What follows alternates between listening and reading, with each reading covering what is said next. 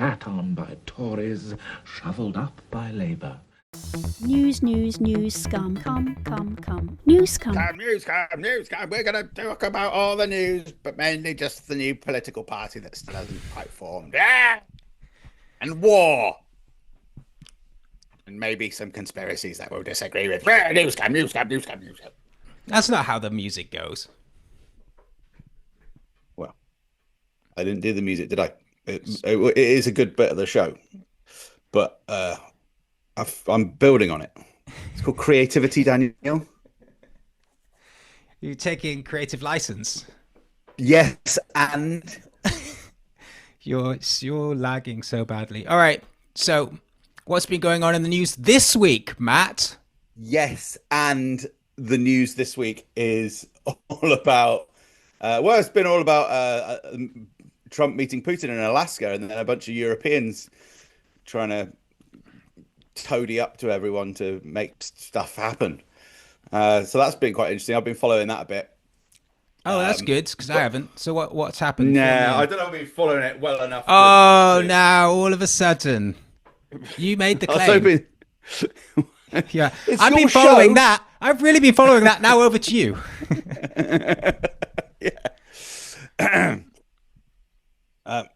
Yeah, so that's been, I don't know. I mean, it's all in process, isn't it? So it's a bit difficult to draw conclusions. Like everyone's like, oh, maybe if this happens, then that'll happen. And Right. It's And like, well, did that happen? No one really knows. It was all behind closed doors, and then all of the all of the pictures from the BBC is just like a picture of a red carpet with no one there, and then and except for the national flags. And then occasionally, like a cleaner comes in with a vacuum, like to do because they're just waiting for something to happen. We did it. Me and to my clean friend up did it all years- of the Coke paraphernalia that always happens when Macron and Starmer get together. Yeah. What was the other one that they had? And then just like images of like live action of closed doors. Because we just don't really know. I don't think anyone can really know how But did they successful it is. not- But every pundit is saying like, "Oh, this is a massive success for Zelensky," or "Oh, this is a massive success for Putin." You can tell by It's how like, you don't ajar know. the door is that this has been a real win.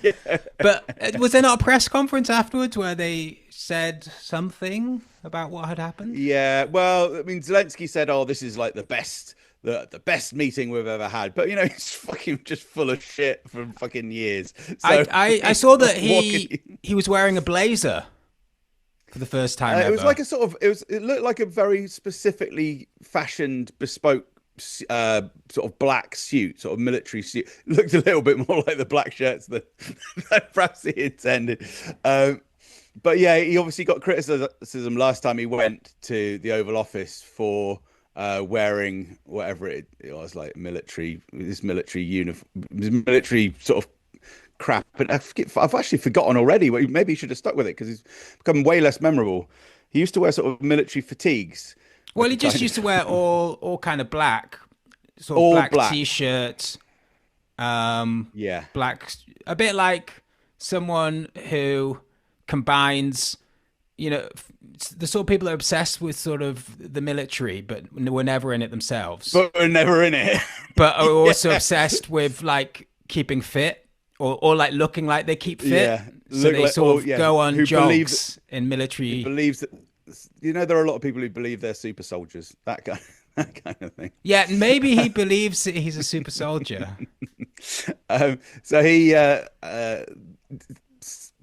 he wore a sort of looked like some kind of bespoke suit. What's the word for bespoke when it's clothing? Maybe someone can comment. Tailored? What's it called? Tailored. Yeah, tailored. Sort of like, but sort of fashion, sort of unique. There's a word for it, but you might be right. Tailored. And then the guy who criticised him from the White House press pool said, "Oh, you look really good. Sorry to be rude to you last time," which is actually quite a nice thing to say, really. And then Zelensky said, "Oh, thank you. I'm glad that you like my new suit." And then he said something along the lines of, "You're wearing the same suit," which was quite a funny sort of comeback, really. So you're wearing the same old piece of shit, and he's like, "Yeah." So it seemed like a quite a good-natured sort of Obviously, This very, is very brilliant different to stuff. Is this all that came out in the press conference after Well, I mean, hours of but, I mean, who knows? negotiation? Look, It's like, you've only got who knows one what question. Where did you get your suit? Right, that's it. End of it. We're finished. but that's what a lot of these things are, because they're all about optics, aren't they? And they're about the mood music and body language and all that crap. And Why you know, is that, do you everyone, think? Why is it? Well, I guess lots of reasons, but one of the reasons is that the news has to, is running 24 hours, and they need to keep finding crap to say, don't they? Well, they could talk about the actual substance of what's going They on. could talk about the actual policy. They could go into a bit of a history of it all, couldn't they? They could say how the United States has completely ballsed up a series of nuclear armaments treaties over the past 30 years with Russia, which provided the context for the hostility between the two countries. But Yeah, I thought, though, I anyway. mean, that's all very interesting, Matt, but I thought there was just no excuse for Russia invading Ukraine, and we should fight them to the end of the world. What happened to that viewpoint? Suddenly no one's saying that anymore. Yeah, well, I mean, Trump, to be fair, has moved the dial, hasn't he? Or the Trump administration. Well, I don't somewhere along care what the orange man has to say about these things. What about Yeah, truth and beauty and European values and justice? European values. The European values. I All right, but okay, remember, that was were based on that was a fucking slip of the most tongue. horrendous Forget about colonial European values, imposition. right? What about just basic human decency, right? You don't invade a country, Yeah. and we should fight Russia until everybody is dead. Well, at least every Ukrainian. Yes, I'm sure that made sense somewhere along the line. I thought that was Yeah, I mean- that was the sensible viewpoint, wasn't it? About 2 years ago. Yeah, well, even if you think about it, like everyone, have. there's a lot of Go on.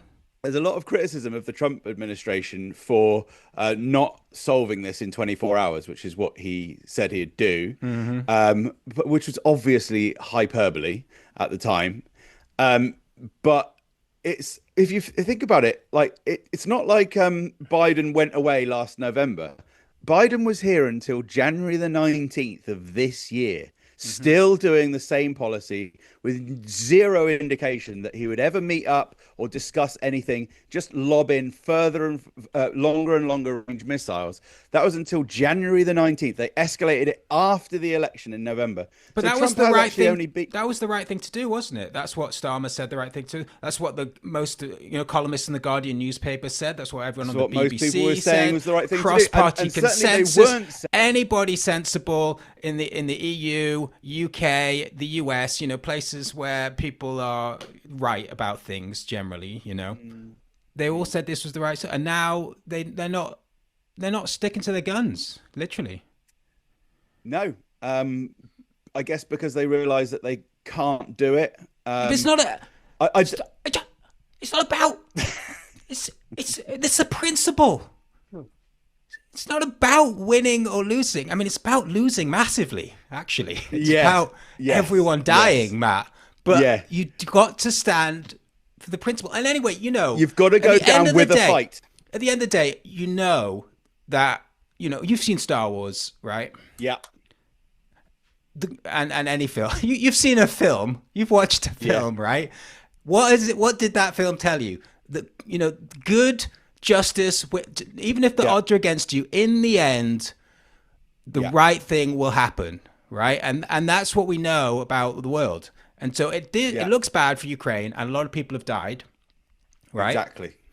But Zelensky will win supreme because he's a good man. Yeah, because he's a goodie. He's a exactly, goodie. and you don't have in film. You don't have that kind of compromise. You don't have in Highlander. There can be only one, and then it's like, oh, could there be two? And it's like, oh, maybe there could be one. Yeah, and a half. maybe we could don't- have some sort of you don't have- negotiation and treaty between the Yeah, Highlanders. you don't have that in movies, so why should you have it in real life? In The Godfather, he doesn't say, "I'm going to make you an offer you can't refuse," and he goes, "Could I refuse it?" He goes, "Oh, you could." Yeah, we'll I suppose just you come to could some kind of refuse it a agreement." little bit. Yeah.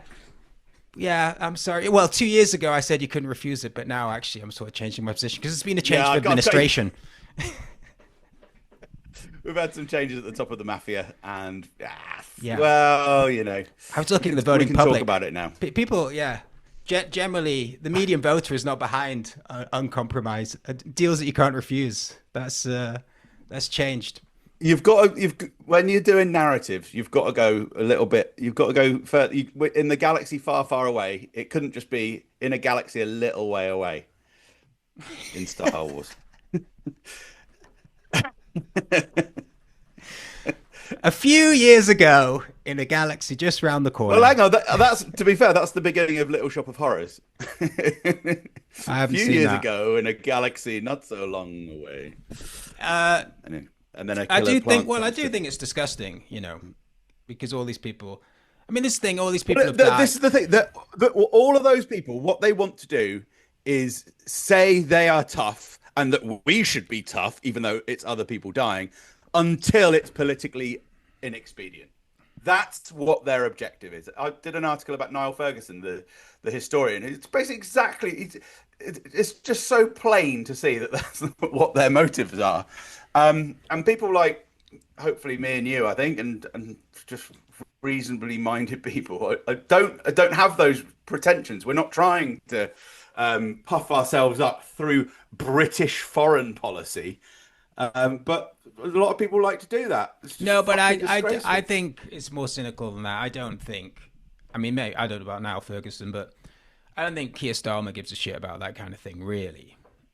Like, it's much more about sort of larger geopolitical goals and giving money to the arms industry, and it's just about sort of converging interests that make things easier. I don't know how you take the opportunity of Russia invading Ukraine, right? And it's very difficult in that climate to try and go for peace immediately, to try and de-escalate.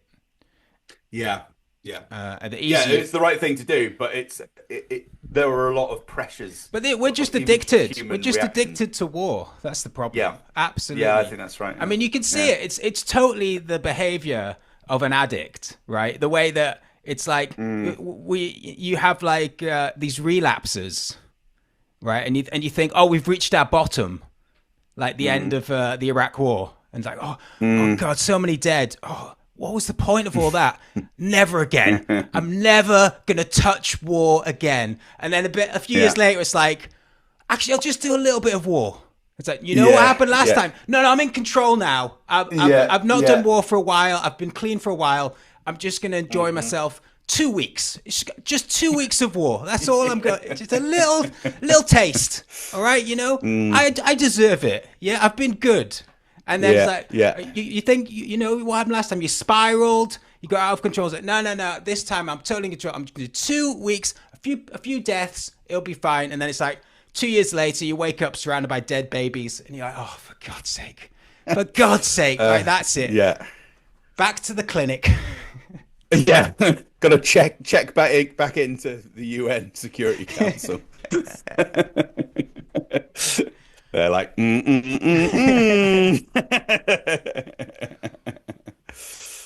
we forgive you. We affirm your right to go to war. No, well, they're a very troubled nation. That's what you don't understand. It's the trauma. I mean, that's Israel. It's basically, Israel, they're very traumatized. That's why they're addicted to war, They had a bad background. They had to turn to war. I think that about Russia as well. Like, I don't know very much about the internal of Russia or whatever, but I mean, it's had such a horrible, brutal history. It's not surprising that it treats the world in quite harsh terms and sees sort of invasion. Even in the 90s, people were literally starving to death, and the worst economic crisis probably the century had seen in any first or second world country. I mean, it's not surprising that the people there might be a bit more inclined to that kind of thing. But I say that, and actually Britain, which hasn't had that kind of trauma, is just as fucking bad. So I don't really know.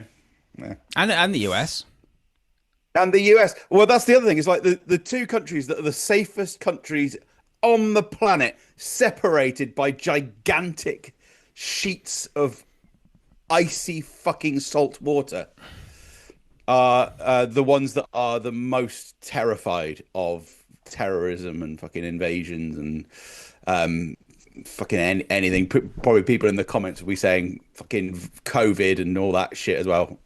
As I say, never understood any of that. Too fucking depressed through the whole period. Sorry to not have an opinion on it, everyone. I don't get that COVID tangent at all. Vaccines are safe. Well, people, because we were, yeah, but people, but the vaccines are safe. Why have you taken the vaccine this year? No. Why not? But there was a great fear, wasn't there, of a massive fear, and probably an overreaction to. Why haven't you taken a booster? What do you mean? No one's asked me to do that. I haven't taken it since the whatever. Asked you? Don't you want to?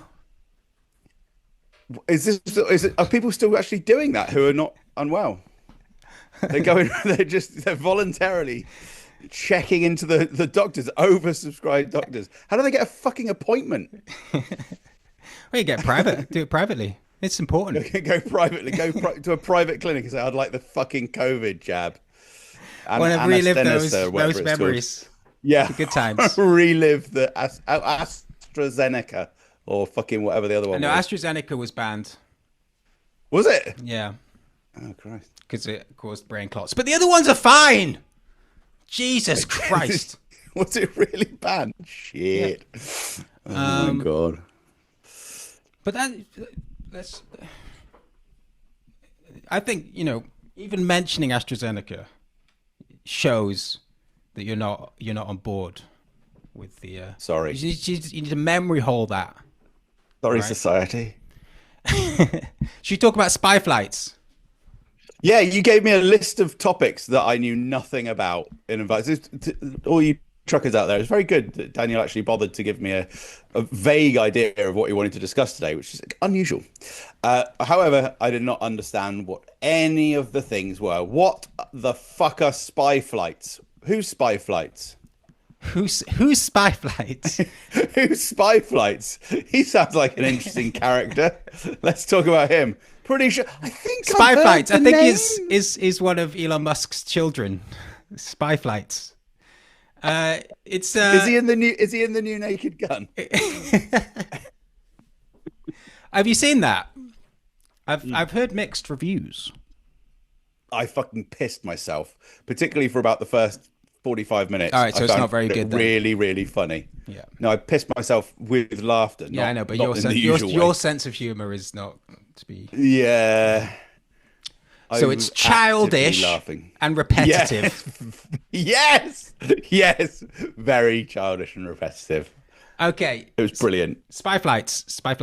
So this is so there's a UK base in Cyprus. Do you know that? Akrotiri. Yeah. There we go. You know more than you think about this story.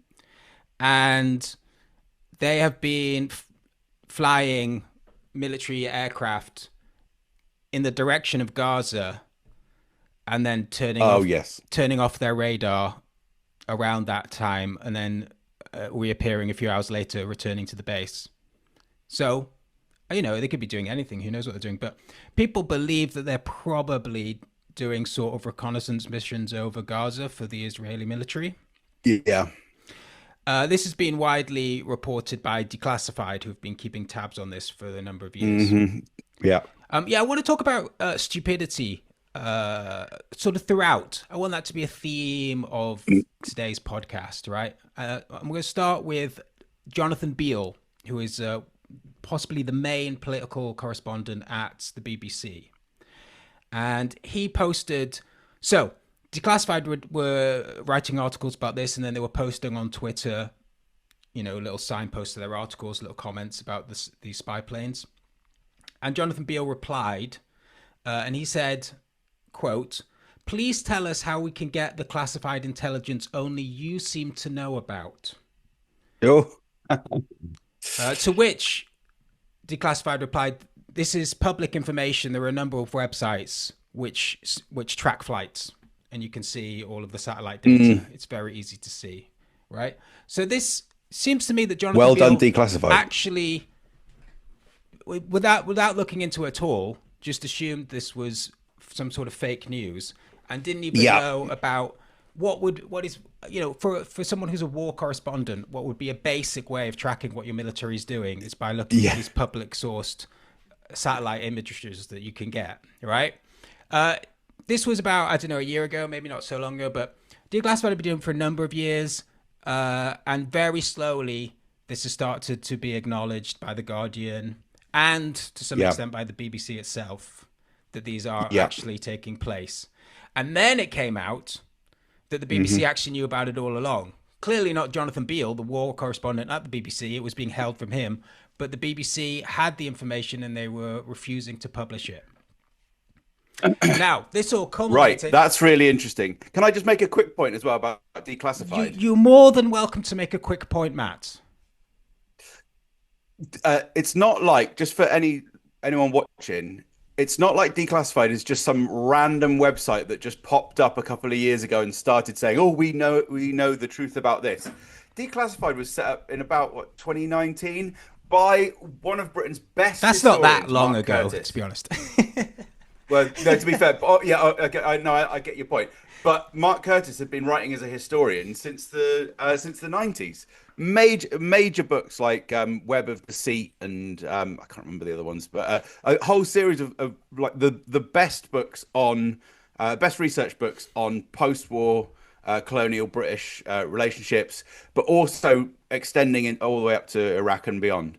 Yeah. And so and then there's a team around him too of the best journalists. It's like even if the BBC didn't actually know about it, and I know you're saying the opposite, like those are the experts in this whole thing. This is Jonathan Beale, right? So he's coming at Declassified completely wrong with a very hot take that you're making up this story. Does he know who these people are? Does he know the record that they have on other issues? It's just the ignorance of it is just ridiculous. Yeah. And I think there's something. I mean, I couldn't speak for Jonathan Beale, but I know a lot of people I know and stuff. It's like an ideological thing where you are someone that believes in the institutions, rather than in the individual. So Jonathan, I always bring up Jonathan Cook as a great journalist. Yes, and I know that from my own understanding of stories that I followed very closely, or kind of been involved in. A la the Labour Party and all that kind of stuff, right? And the way that he has reported on that, and how that and how that is, I've seen that reflected in my own experience of what is going on, right? And then you can look to him and I can say, where he once worked for the Guardian newspaper, so he's come out of mainstream, like a lot of people, found for whatever reason that he couldn't do the work he wanted to do at these institutions, whatever, and now he's gone solo. But a lot of people would just look at that and go, just some guy with a blog. It must be shit. Let's see what the BBC has to say about it. Rather than looking at, well, you're looking at the BBC. Who is this journalist that's writing this story for the BBC? One thing I really noticed about the BBC is a lot of the stuff it doesn't tell you who's even written it. A lot of like the main stories that come up. Because it's like, and that almost is a sign of like the audience for that don't care who is writing this stuff. They're just like, oh, this is BBC. So anyway, yeah. So can you clarify? Is this Jonathan Beale? Is he being stupid, or was he actually covering something up there? Or are you saying the BBC as a whole was covering something up there, or other people within it were, but he was perhaps just being thick? I think he was being thick because I think he would have just kept his mouth shut. You'd have thought so. Yeah. Quite a fucking stupid question. But anyway, this all culminated recently. By the way, we're into our last 10 minutes already of this round. Oh, shit! Of this Zoom call. A few weeks ago, a week ago, I don't know, some point, an Al Jazeera journalist was killed. In fact, 5 Al Jazeera journalists were killed in Gaza. August the 10th. There, I wrote it down. See, I'm putting in a lot of work for this podcast. And what happened? Yes, so there was I think it was Declassified again, tracked that there was a flight at that time by the UK. Right. So there is some evidence to suggest that there was UK involvement in the targeting of these journalists, because I mean, the Israeli forces admit openly that they were trying to target one of these journalists because they claimed that he was actually working for Hamas on the side. They ended up killing five. I think that was in Jonathan Cook's article. Yeah, Wasn't it's like I didn't read Jonathan Cook's article, but it's so funny with the Israeli forces. They don't even have to say. It's like, we know that obviously he was working like all the babies and everyone else. Everyone's, that you don't have to give us. It's not like there's a what could the reason be this time that they killed a journalist or a child or a doctor? Was it that they were working with Hamas? Oh, right, yeah. I did the reading for Jonathan's article on this, and he basically describes it as like, he goes, you do know that like being a journalist for Al Jazeera in the occupied territories is a really full-time job.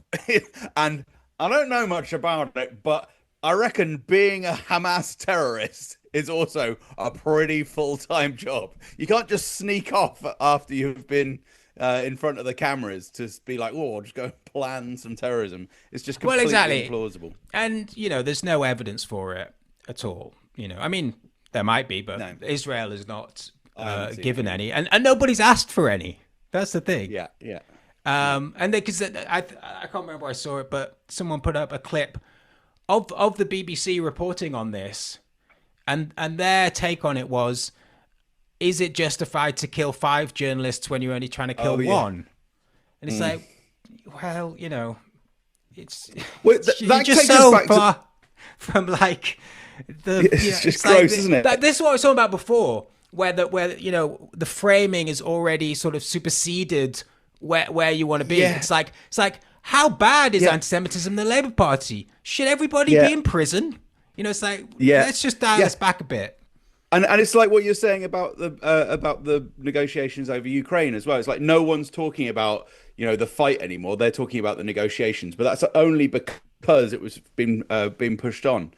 So and then the framing's always so weird and ghoulish. Anyway, it's like, well, of course we shouldn't be allowed to kill 5 journalists, but should we be allowed to kill 1 journalist? It's like, what kind of fucking grotesque Overton window is this? That's not even the question. They definitely should be allowed to kill 1. That's already assumed. Oh yeah. That does go without saying. Sorry, BBC. Yeah. We've got 5 minutes left, by the way. I do like to keep you updated. I think sometimes the thing about framing issues as well is quite it's interesting. I was thinking about framing the other day, because usually I think at least the implication of what framing is that a story will be headlined in a certain way.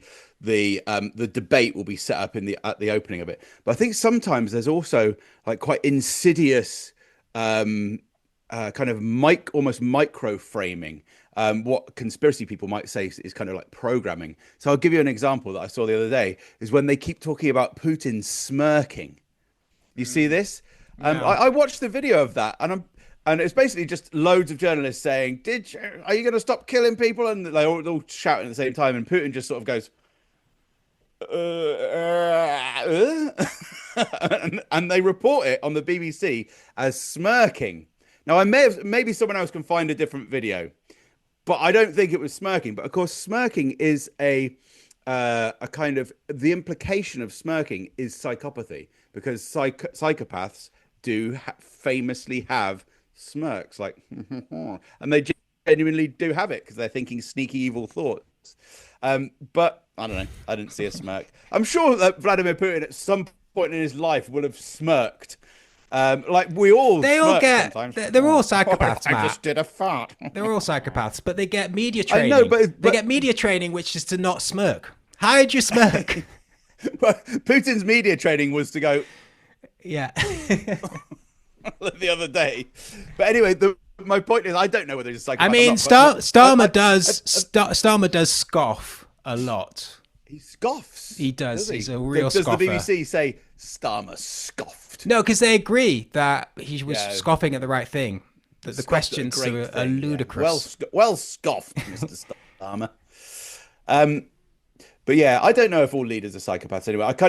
I'm sure that there's a higher level of the dark triad things going on with political leaders, but I don't know if they're all psycho. And a lot of it is probably just, I don't know, like someone like Starmer. I can't imagine he's a psycho. He's just come from a really austere, difficult background, hasn't he? And then it all just manifests in other. What's his difficult background? Do you know what? I really want to. It's like a lot of things with I have to Starmer. say, I really want to find Pebble out. Dash. Pebble Dash is Boring to horrible. read it. I do hate Pebble Dash. Is that where he came from? A Pebble Dash toilet? Pebble Dash. It was a Pebble Dash semi. I'm not talking about those rent boys. Oh dear. Are you done?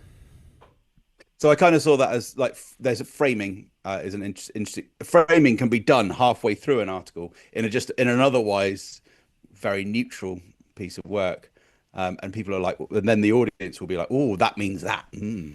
Yeah, That's interesting. I mean, How manipulation works. I know you would even say I don't know this article, but it's unlikely that any of it's neutral. I mean, that's the thing, and that's you can't like expect it to be. You've got there's no way of anything. There are assumptions that we make about the world in order to navigate. Oh, but I had so much faith in the BBC in the old days when Basil Brush would come on the telly at 4:15 and there was Sooty and present the news. And then we have to defend Ukraine. Everyone must die. Everyone must die, Sooty. Are you sure? Yeah.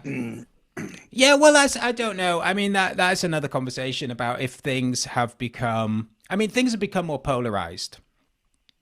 So in that extent, I suppose... What a hot take, hey, guys? Well, no, I just mean in that extent, then you're going to have the BBC and stuff. It's going to, I don't know, be more biased to... It's unable to bridge the gulf between different positions. Maybe it is difficult for the BBC. It does get shit from left and right. To be fair, I was not saying that. No, you're twisting my words already. No. Oh, I'm just before the break, so you won't have any time to respond. So, less than a minute. I think the BBC, probably has a mentality which is, if we're getting shit from both sides, it probably means that we're in the middle and therefore we're doing the right thing. And I do understand that. No, I don't understand it. Broadcast. And we're back. Or are we? Recording in progress. Not progress. Yep. I'm glad you were cut off with your nonsense. Oh, yeah. How's your camera doing? Yeah, it looks okay. But hey everyone, talking about polarization. Hey. Let's look at the interesting case of Lucy Connolly. Lucy Connolly. Yeah, you know Lucy Connolly, don't you? Is she the nurse? No. The babysitter? No, Yeah, childminder. Oh, got it. Ricky Jones. He was in EastEnders. Yeah, Ricky Jones in EastEnders. Bianca. Was he called? I know he was called Ricky. Ricky. Was he called Ricky Jones? No, I'm just being useless. Go on. Who's these people? Lucy and Ricky. What's happening with them? It does sound like EastEnders, doesn't it? What's going on? Tonight on EastEnders, Lucy and Ricky get up to some problems when down at the pub there is a big fire because Phil Mitchell decides to light one of his farts. Ooh. Did you miss that episode?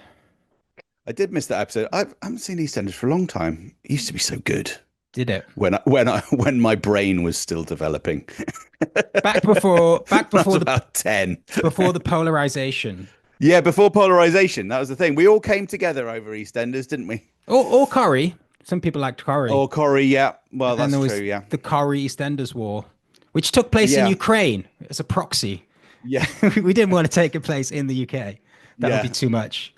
But Corrie was... there can be no peace between Corrie and EastEnders without Emmerdale. Emmerdale. Yeah. I remember when Blair went on TV and said that. Yes. Yeah. And when he made the point, Surrounded by EU education leaders. soaps. Yeah, okay. So Lucy Connolly is she was sent to prison for tweeting. Oh, I'm going to answer this call because this is like the fourth time I've had a missed call from this person. Hello? Yeah, speaking.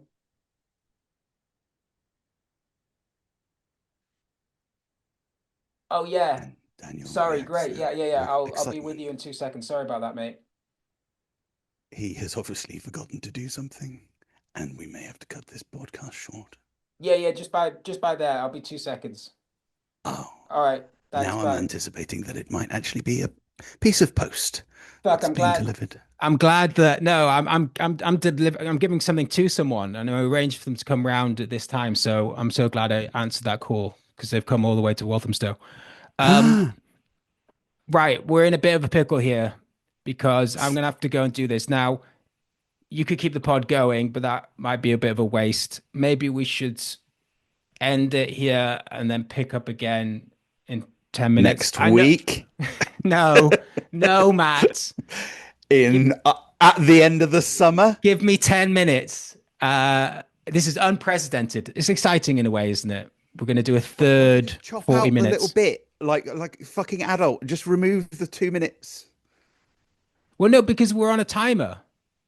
Okay. Is that all right? Yeah. Just go, look, mate, go make a cup of tea, have some fucking Jaffa cakes. And we're back. Oh no, what's happened?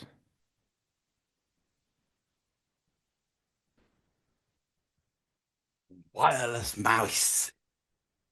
All right, you have to plug in the mouse to start the Zoom, then unplug it and plug in your microphone. Yeah. Because only one USB port works. Yeah, exactly. Yeah. Where were we? Well, let's just. Do you have any sort of ideas about how you're going to solve this long term?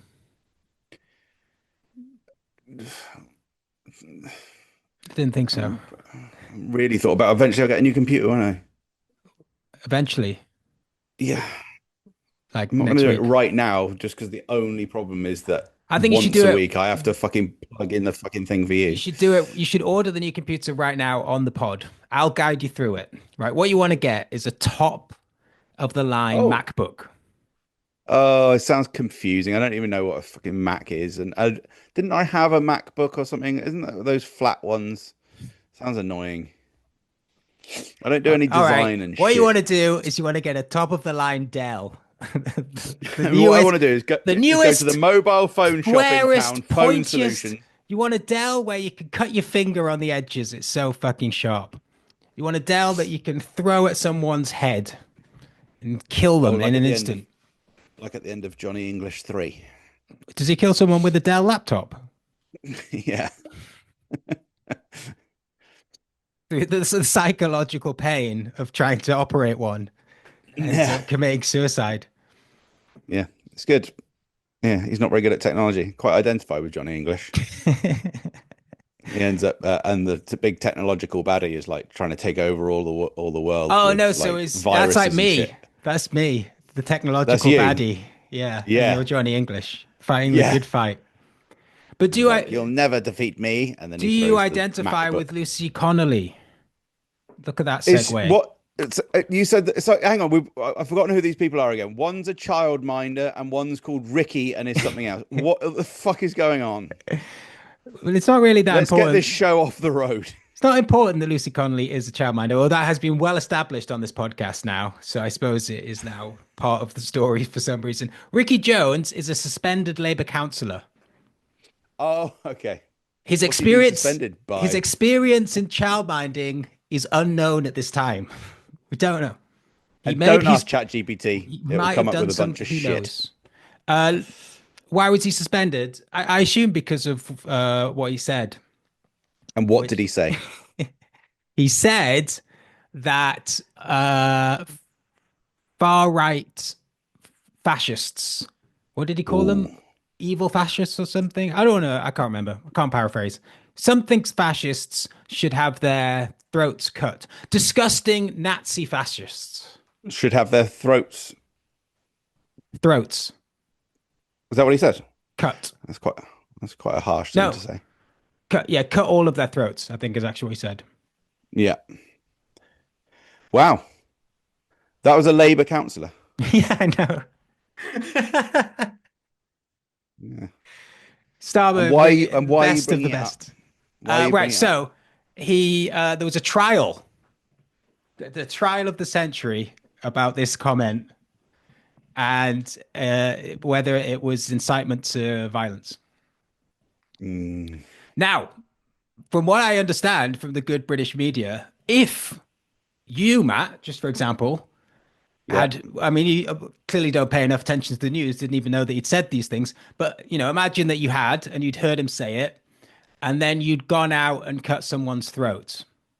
Yeah, if I had said it and then gone out and cut No, someone's if throat. he'd said it and you'd heard it, and then you'd I gone heard out it, and then cut I'd gone out someone's and cut someone's throat. then presumably he should be in prison. This is the argument that people are making. But because nobody did cut anyone's throats, then he's innocent. And that is partly what people are throwing all sorts of things into this argument, but that is certainly one that I've seen quite a lot said. Because Lucy Connolly, who tweeted out that the woman with the immigration hotels. yes, that they should burn the hotels with all the bastards in it. And she qualified it. She said, "If I, for all I care." I think For all, for all I care, as far as I care, something like that. Yes. Yeah. But then people did go out and burn hotels, so that was one problem for her. Yeah. I mean, obviously it's ridiculous, but anyway, she's gone to prison, and she's just had her appeal. Oh, how did it go? The absolute delectable timing of Ricky Jones's trial, seemingly. Okay. And This is really interesting. Go on. Ricky Jones got off scot-free, and Lucy Connolly's appeal was rejected.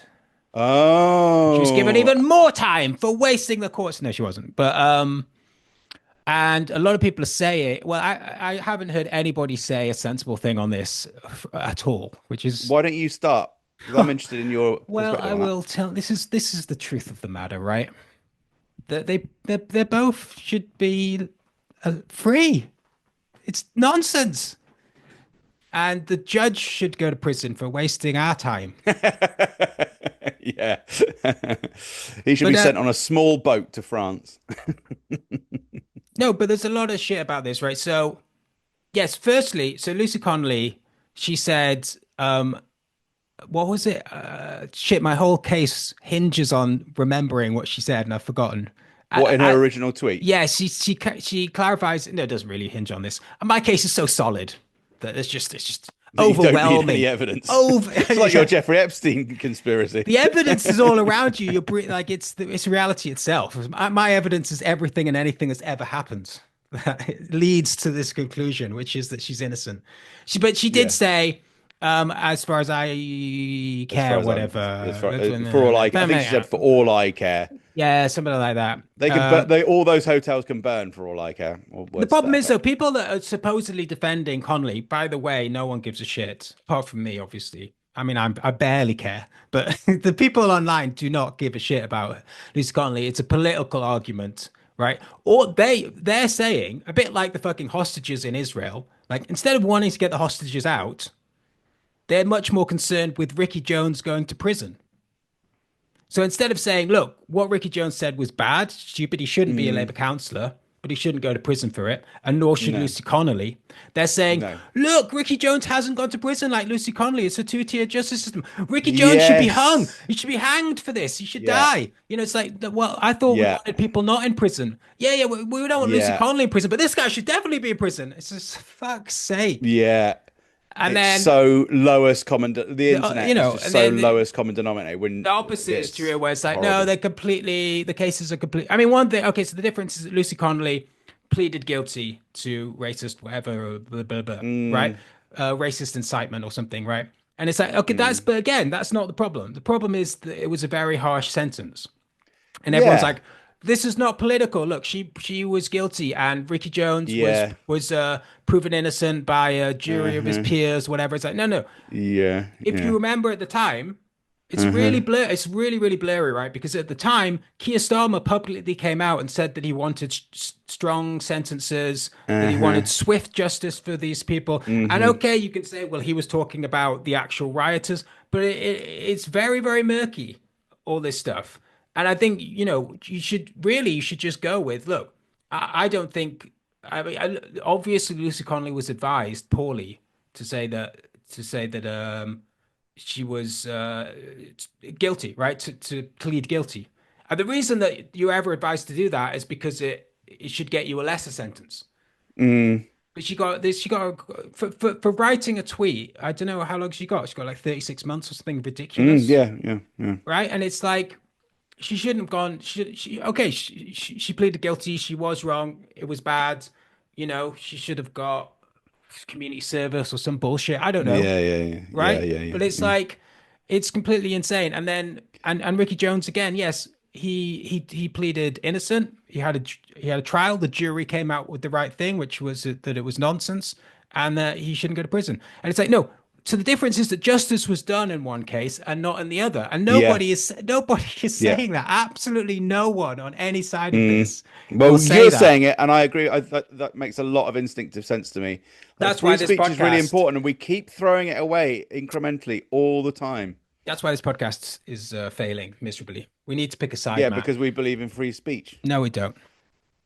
I'm going to shut that down You right don't- there. Well, you don't believe me speaking. No. You believe in you. I believe in speaking. freedom of speech, for the right people in the right circumstances. The problem is with freedom of speech is that it's not people don't feel the emotive issue as much as they do the condemn the whatever's just gone on. Freedom of speech is a principle, so it's not as easy to weaponize it emotionally in a clickbaity economy. Well, That's the unfortunate truth. But I also think it's become this kind of buzz thing. Like, I'm not even sure if it is a freedom of speech issue. Really, it's the problem with it is the framing and this polarization, right? Because the right. So Ricky Jones is black, or at the very least brown, and so this has also been framed at. So remember, like 10 years ago, or even less than that, like the argument was that the police was racist. Right. Yeah. And that black people were profiled, targeted, stop and searched more, and all of that. And there's all this loads of data to back it up, I'm sure. But the other side was that, well, this is not true. Police do a good job. That argument has now gone so far that it's now, and you see this all the time on Twitter, that immigrants get away with like murder. For one of, and it's like white people get put in prison for decades, and if you're an immigrant, because of the woke police or whatever, like it's just completely insane, right? But then you take something like this, and instead of wanting to get justice for Lucy Connolly, people want to make it into look, Ricky Jones. Now, okay, the one thing about Ricky Jones is that he is a politician. He's a Labour councillor. He's connected. Now, that's something you might want to look into. It's the same in the way that MP who punched someone who was there was a by-election because he had to stand down. He didn't go to prison either. And I think there is, if you are in public life and you might have certain sort of connections and stuff, I think, that has always been a problem with the justice system, is that your background and your career and those sort of things come into play when you go on trial. So, if you are a young man, maybe black, but certainly working class, maybe a troublemaker in general, unemployed, you have a string of petty crimes. If you get involved in something, then you're more likely to get a worse sentence than somebody who's some sort of pillar of the community, like a labor like a labor councillor. Those great people. So there's that element, and in this case, that I'm sure won out over it's the idea that it was because he was black or because he wasn't white that they let him off. when again, it was up to the jury anyway. I mean, the thing is that instead of actually dealing with these issues, you're going down these other lines. It was completely political. There was a political climate around the rioters for them to be punished severely because basically Starmer didn't have it. That's his only way of dealing with anything. And there was also, yeah, but I mean, isn't the real argument from the people who are opposing free speech that in this kind of situation, you can't allow a precedent of even alluding to burning down the hotels because eventually someone will do that and more people will say it if they think that if they've got the right to say it, and so they'll always be pushing the boundaries. She pleaded guilty, and even if she didn't, I think she was guilty and should have been found guilty. I mean, this is the thing. Maybe Ricky Jones should have been found guilty, but shouldn't have got. It's not. It's the sentencing that's the problem. I think I agree with that as well. I'm actually changed my view. He should have been found guilty. The jury were wrong. Yeah, we should get rid of juries. Don't fuck people up and have experts just because like podcasters need to say like no. Me. But it's a bit like I should decide everything because you're like a daddy. Don't give me that. But it's like being a parent, isn't it? It's like if you're going to be the government, like if a kid steals whatever the fucking kid does, you don't fucking hit the kid. Like it's freaking ridiculous. And it's the same with like a sentencing thing. If someone's in that kind of in those situations. Damn, I feel like this is really falling apart. It's becoming really complicated now, and we're getting. I thought I had a really clear. Yeah, I point, had too many analogies. Now, I'm just saying I think you're right that you can't chuck someone in jail for 3 years for a fucking tweet. That's basically what it comes down to. Yeah, obviously. I think. But you might still say that they did something wrong. The issue is that Lucy Connolly can't have a timeout for 3 years. What happened to Lucy Connolly was not right, and she should have won her appeal, and there should be more of a backing for that across whatever your political understanding. And in the Ricky Jones case, it is a separate issue, but it does show that the political climate might be playing a factor, and that's worth considering, right? And taking seriously. And no one's doing that because they're crap compared to you. Yes, something like that. Yeah, but that's the main thing. Let's just keep that. Everyone's crap compared to me. That's my argument about this. That was a really tight bit, Dan. Well done. What do you think about Lucy Connolly? Well, everyone's fucking crap compared to me. That's the main thing that I want people to take from this. I think that's. Were there other topics? Other topics? Were there other topics? Well, we could talk about the new party again. Oh, we want to do. No. But we do need to do comments. Oh yeah, is that okay? So what have people said?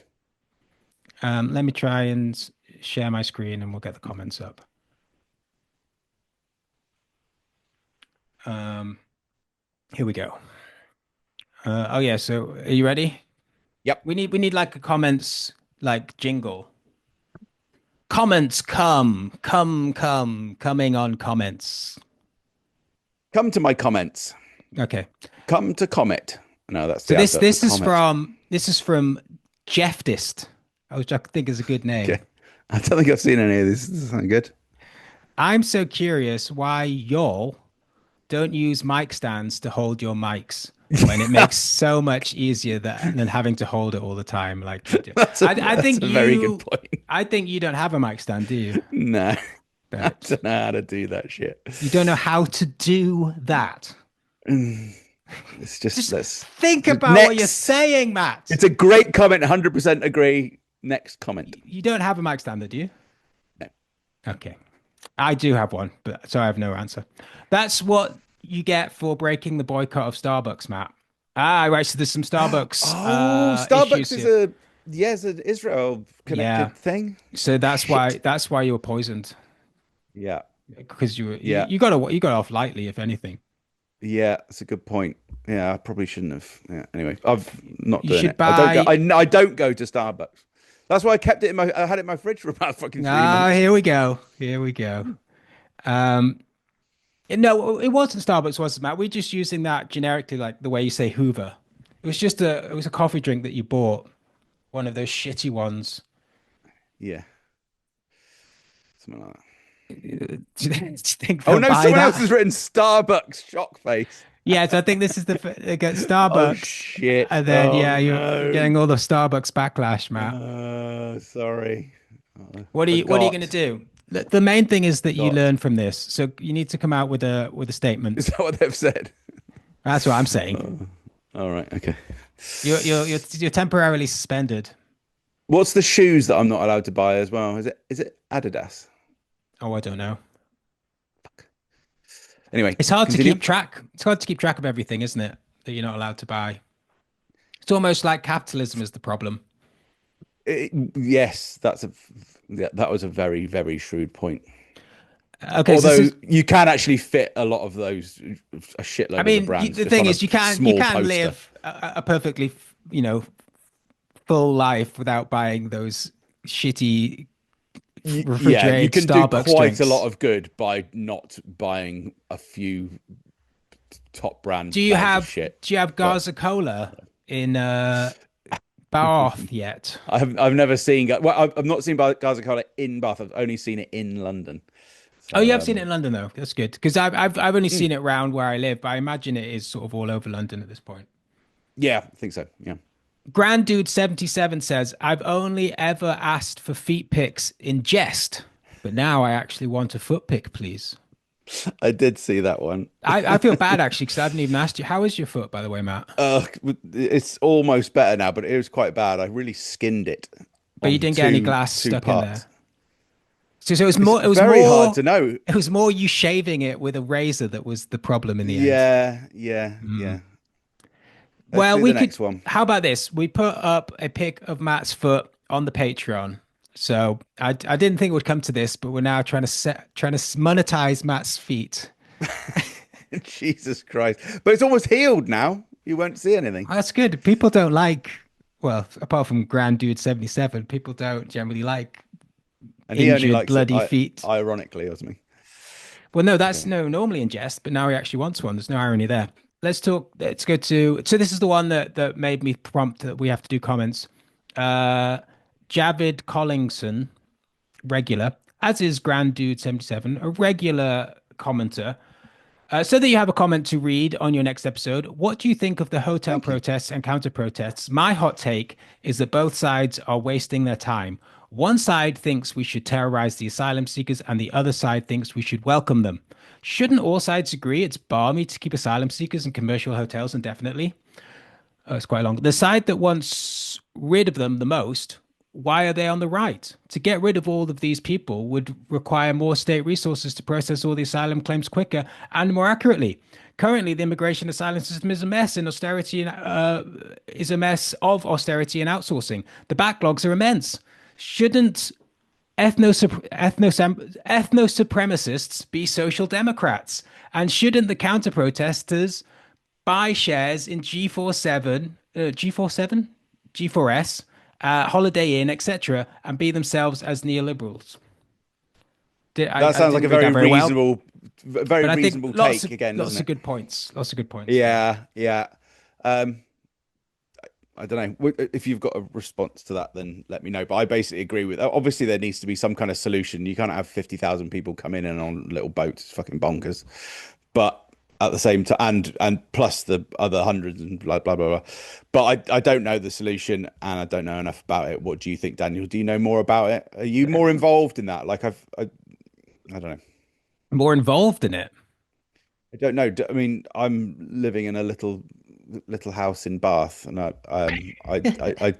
not by the sea or anything. I don't know.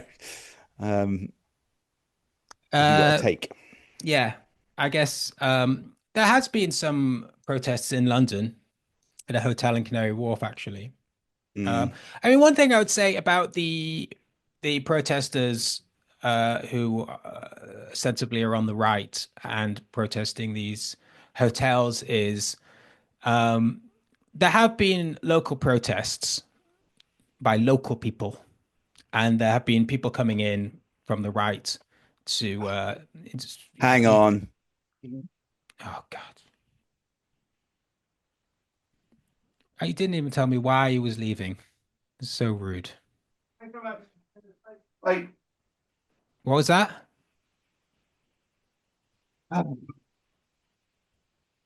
You okay there, Matt?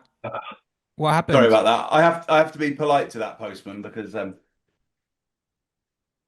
I snapped at him through the door the other day because I thought it was my children. So, I was like, "All right, I'm fucking coming."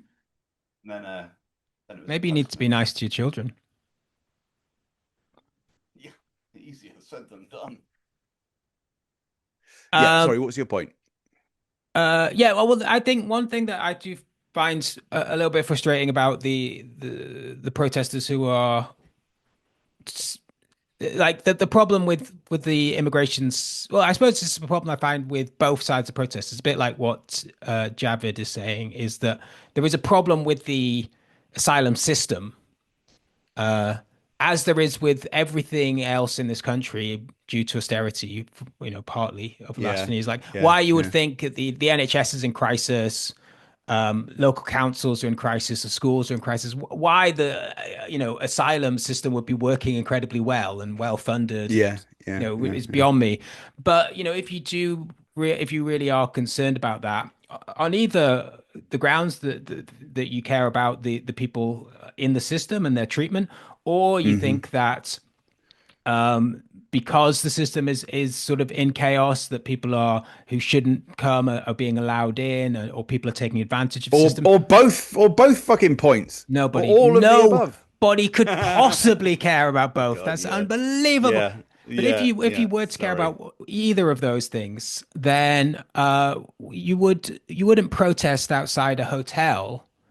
It's like protesting outside of a hospital or a school or something because of the political decisions that have been made to run down that particular service.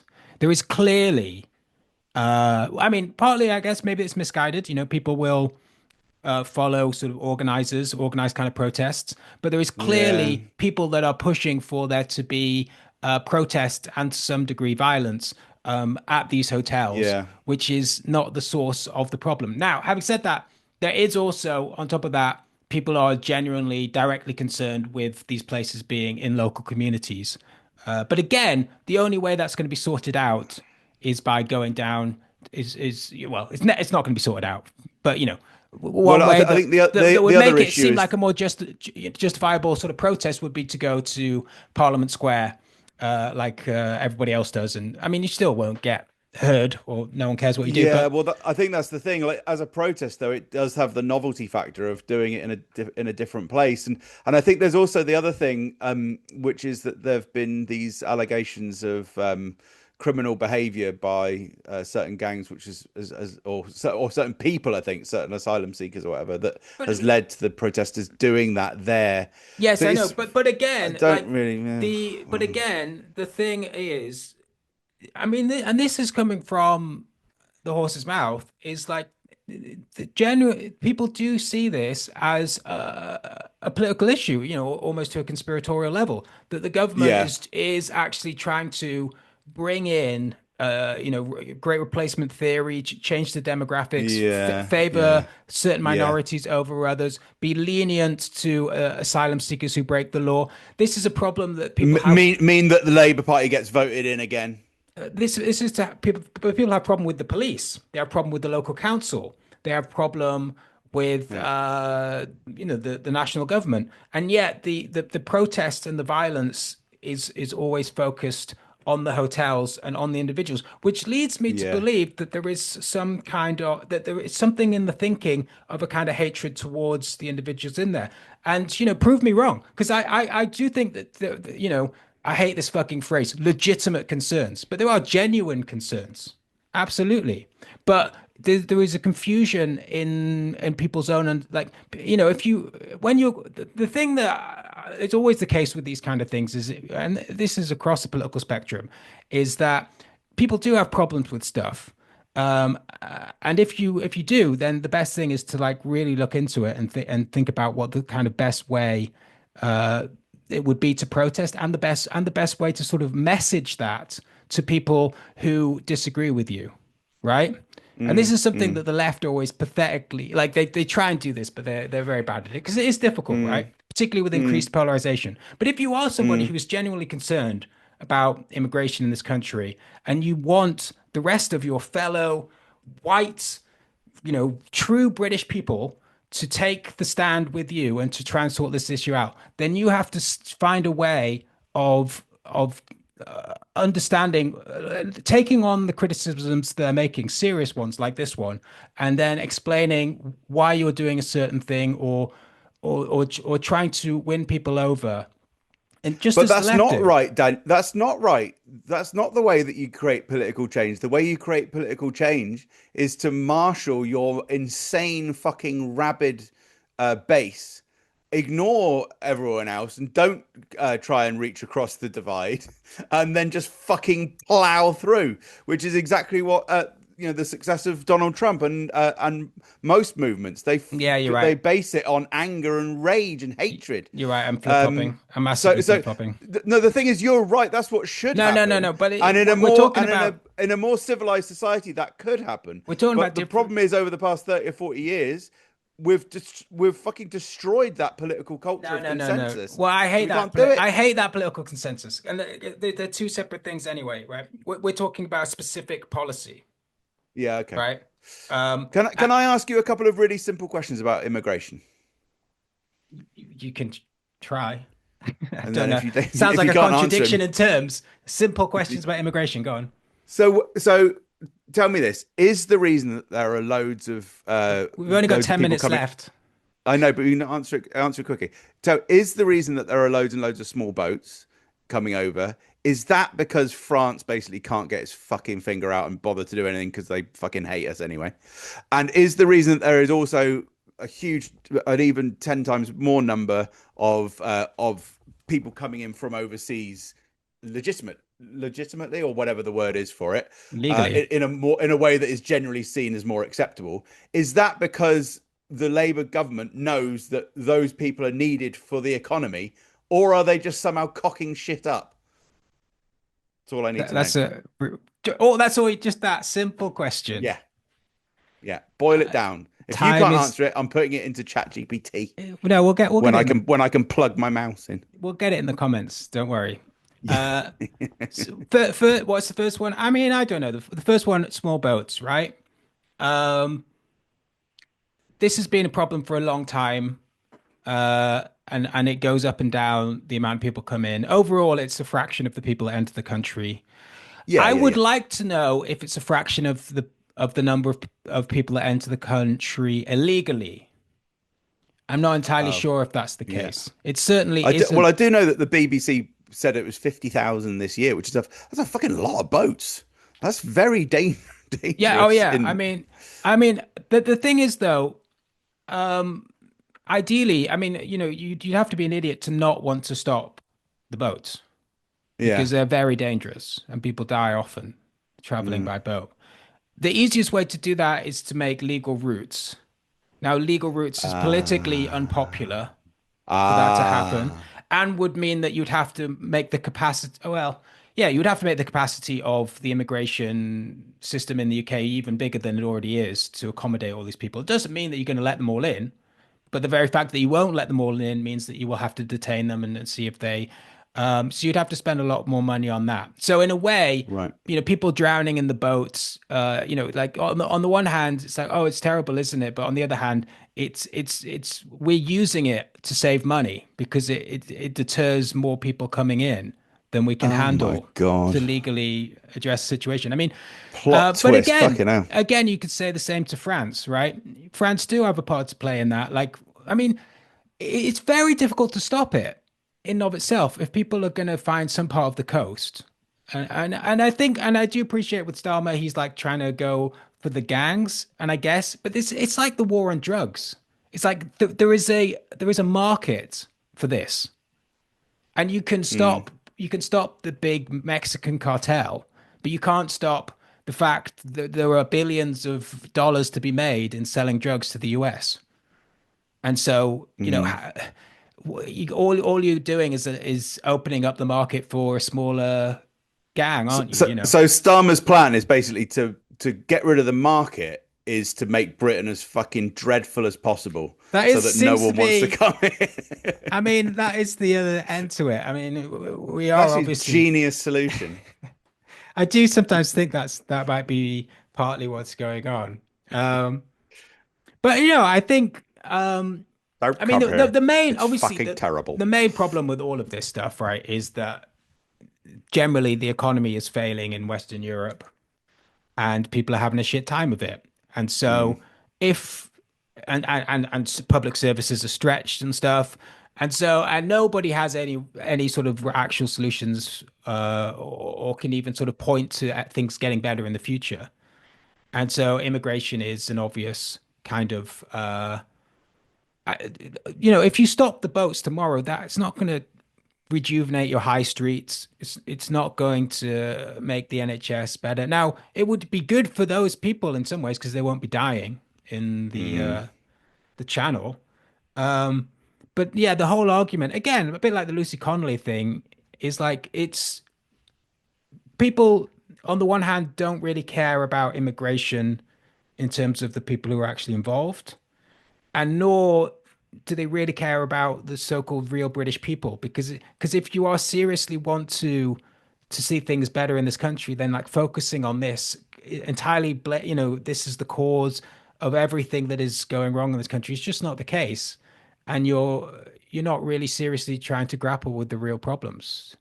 But on the other hand, what's Starmer going to say? He doesn't have any other.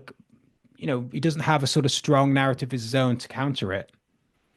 And he's already basically just accepted that the immigration is a problem, and that's the thing. Like, immigration is a problem. Like, what does that even mean? It's certainly a problem for people that are dying in the Channel, right? You could say it might be a problem for people locally who don't want this hotel next to them, right? But these are separate problems, and to some extent, some of them are solvable in some ways.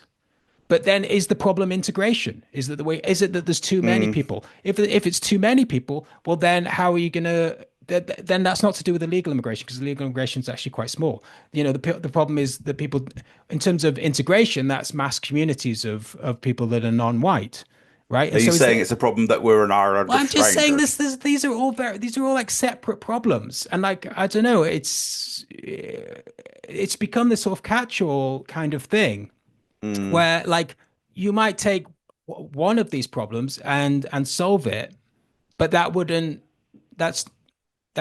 doesn't really answer. I don't know what the sort of general sort of despair that people have in this country with the identity of this country, and like the kind of weird things that you're seeing now more and more of people identifying this as a Christian country and themselves being Christians, even though they're not, but they feel that they have to do this now because they need something to fight this, what they feel is this Muslim takeover, and there's not a strong enough identity in this country. And maybe that's another issue about kind of globalization and a kind of lack of eroding of localism. And I always sort of call it like the airportification or pretification of everywhere. But that's again, Nice, that could be like a sort of left-winging thing, right? That's like corporate takeover. That's the problem with McDonald's and Greggs being on every high street, and if you want to open up a small little thing, it's very Greggs. difficult. Don't knock Greggs. Don't know Greggs. No. Well, I like Wow. Greggs because Greggs is that's my culture winning. It's Yeah. like when an American goes around the world and he sees McDonald's everywhere and he's like, we've won. When I see Greggs in London, I'm like, we've won. We've won in Britain. We've won London. First London, then the world. So, what is your party going to do about this these issues that you've been raising today? Do you think that your party has got a good angle on this, or do you think it's going to be a little bit? It's going to be so good.